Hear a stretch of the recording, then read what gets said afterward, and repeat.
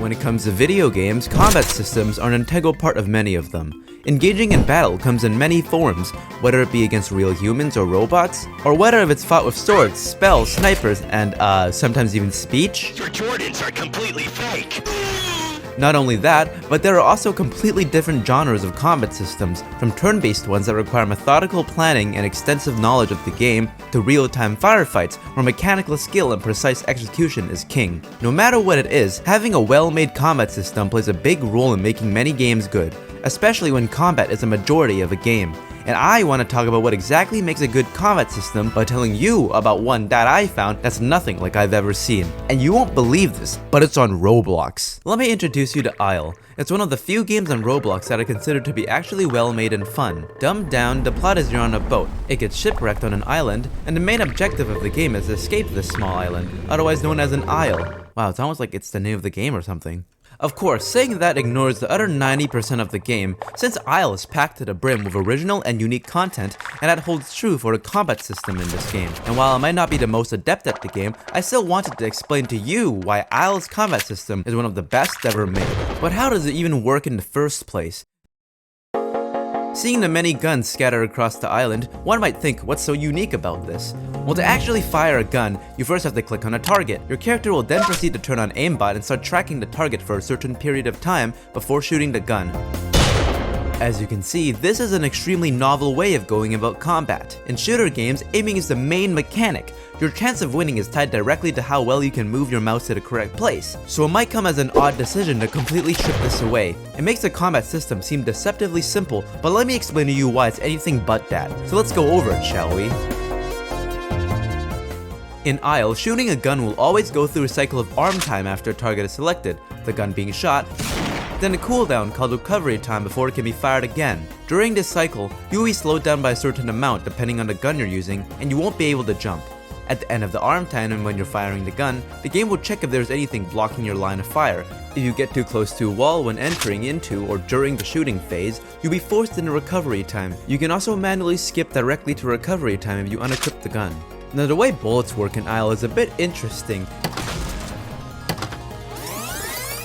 since they actually come out of the barrel of the gun. You might think I'm stupid for saying that because yeah, of course it comes out of the barrel of the gun. That's how guns work. Where else would it come out of? Well, if you don't know how shooter games work, the actual bullets usually come out from the center of the camera, while the tracer rounds you see coming out of the gun are just visual. It's why you can still shoot someone even when your gun is literally inside of an object. In more realistic shooters such as military sims, developers might decide to instead make bullets come out of the physical gun model, which is what Isle does.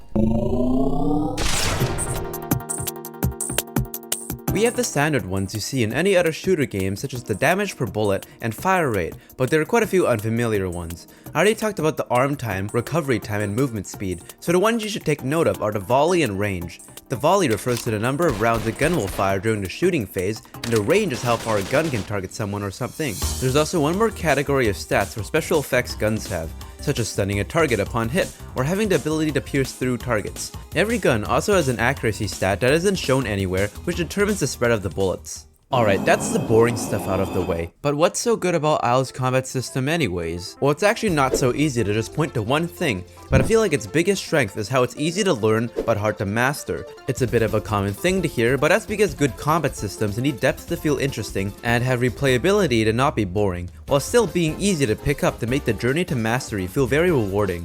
Isle's combat system also does certain aspects of combat better than that of other shooter games, because in many ways, Isle solves some of the biggest problems that plague those games.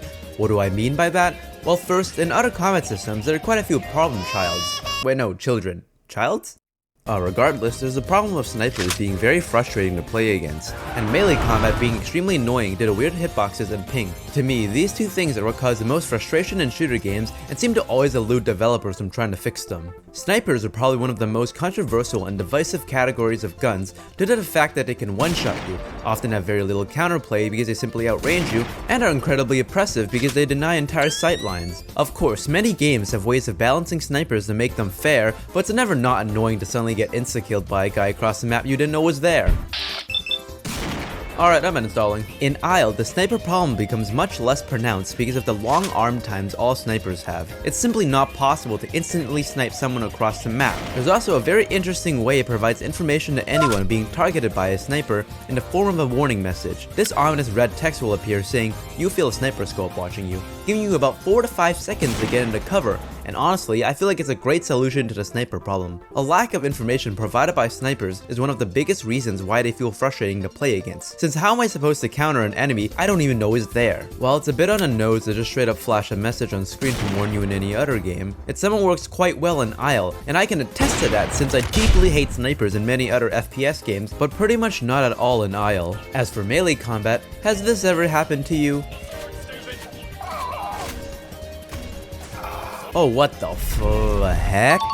Yup, that was me getting meleeed all the way from Timbuktu! This is the Roblox version of Team Fortress 2, by the way. Don't judge me. Just like snipers, melee combat can also be extremely annoying. However, unlike snipers, the frustration from melee weapons comes from janky hitboxes combining with ping to create situations that I like to call HOW! Which stands for, how the hell did I just get meleeed by a guy in a different area code? This frustration unfortunately goes both ways, because for users of melee weapons, sometimes swings that seem to connect don't actually register at all. In Isle, none of this happens, since the melee weapons work just like the guns, and while melee combat is not the most complex in Isle, at least it's not janky and frustrating. But on the positive side of things, Isle's combat system is able to achieve a sense of depth through its variety in weapons and strategy that I haven't seen replicated in other shooters. Every gun in Isle is unique in its own way and don't feel as if they blend together. While some guns are definitely better than others, no gun feels as if it is just a slight variation of a different one, and in combination with the various amounts of utility you can find in Isle, there's a vast number of unique loadouts you can have.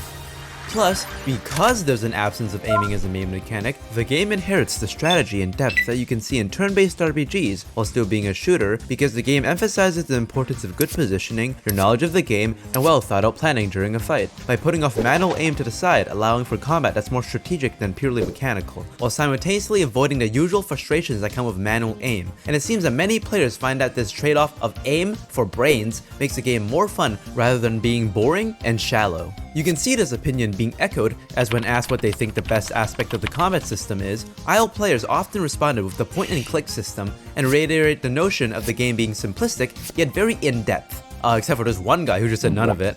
But regardless, you can best see the complexity of Isle's combat system when it comes to the number of things required to get better at combat interactions. And to explain this, let's take a look at a set of formidable foes in the game.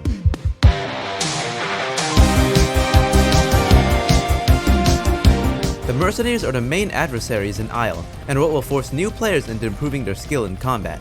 Being a group of soldiers sent on the second day to specifically eliminate you, they're practically unavoidable, and new players will constantly die to them at the start.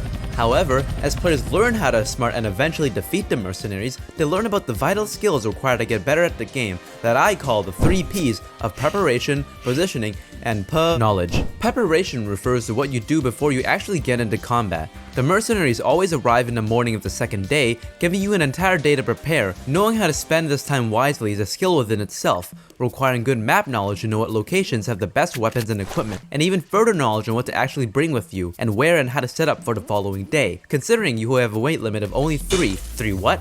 I have no idea, it doesn't have any units. But anyways, it means you can't take everything with you, encouraging you to find effective combinations of weapons and utility. Generally, deciding what to use will be up to personal choice, but no matter what you use, it'll tie directly to the second skill, positioning. You've actually already done a bit of this if you decided on the first day where you wanted to fight the Mercenaries. If not, you'll probably realize that you should, when wandering around and suddenly getting ambushed by the Mercenaries isn't doing you any favors.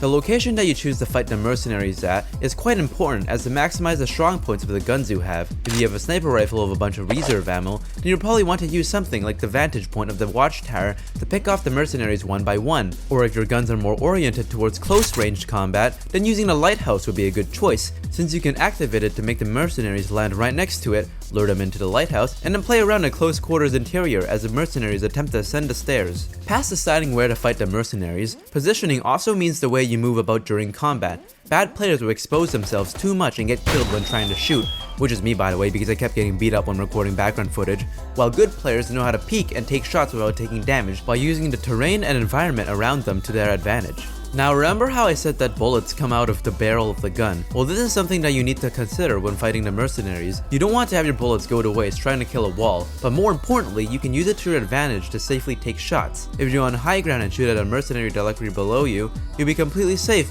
because only the barrel of your gun is exposed, while the mercenary doesn't even have sightline on you. Not only that, every gun tracks to the center of a target, so on a high ground or even behind cover, bullets traveling towards you will mostly be blocked, while for you, all your shots will hit their target. This leads to strategies that cheese the mercenaries by denying them of their ability to even shoot you by using verticality to block their sightline. However, in general, it's still important to take into account where your gun barrel is to make sure you can hit as many shots while exposing as little as your character as possible. Having good preparation in tandem with good positioning will lead you to victory in battle against the mercenaries, but also just in general with any other enemy. But I believe that preparation and positioning are only second to the most important skill, knowledge. Knowledge is power and it's invaluable in Isle.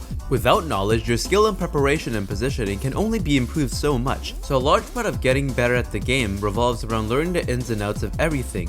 And in combat, that means knowing what guns to use, familiarizing yourself with the map, and knowing what different enemies do. Acquiring more knowledge about the game will come down to you just playing it, or in my case, scouring the wiki and watching a lot of YouTube videos. I definitely would say that the latter approach is the faster and more entertaining way of learning about the game, but you'll still need to get a feel of things by actually playing the game yourself, and that's especially true for map knowledge. You can really only get a sense of direction when you've wandered around a map long enough, but once you do, it'll become invaluable. You won't get lost as much, know where the best spots to loot are, and generally be more efficient in map traversal. Now so far, I've really only talked about what makes Isle's combat complex, explaining that there are many factors to consider during combat, or how knowledge plays a big part in combat interactions. But what makes it fun? Well, there's actually two parts to it. The enjoyment you get out of Isle mainly comes from when you start out and try to get better at combat, but then later on, when you've mastered Isle's mechanics, the fun of the game comes from the sheer number of things you can do in the late game. As a new player, Isle can seem extremely overwhelming, but I like to argue that's not a bad thing. As you slowly improve, you get a lot of enjoyment from learning about everything there is to offer in the game, and the complexity of the combat system best exemplifies this. Of course, at some point you'll start reaching mastery of the game, but even then, Isle has many things for a player to do, and once again, the many facets of the combat are a large contributing factor to this. Due to the massive number of unique loadouts, there are so many ways you can defeat the mercenaries, or any other enemies for that matter, such as the waves of zombies and these weird looking aliens that you have to defend against. And even when you've bested the AI enemies, there's more to offer with PvP combat. While the mercenaries might have infinite ammo, a numbers advantage, and special abilities, facing a single player might actually be a bigger challenge because, well, they have a brain. Plus, with the existence of private lobbies and modifiers, Isle players are given the ability to create their own enjoyment through game nights where there are free-for-alls, manhunts, lab defenses, and more. And personally, I've had some of the most fun in Isle indies. So finally, with all these things combined, what is the Isle experience like? I think it's made for one of the most unique games I've ever played, with some of the most unique combat I've ever experienced. And that's pretty much all I have to say about Isle and its combat system. Hopefully, I was able to outline why I feel like this is one of the best combat systems I've ever seen, and maybe you'll agree with me on all of this if you played a game yourself. So have fun shooting people on a deserted island, and do me a favor by subscribing while you're waiting for your ship to be attacked by a sea monster.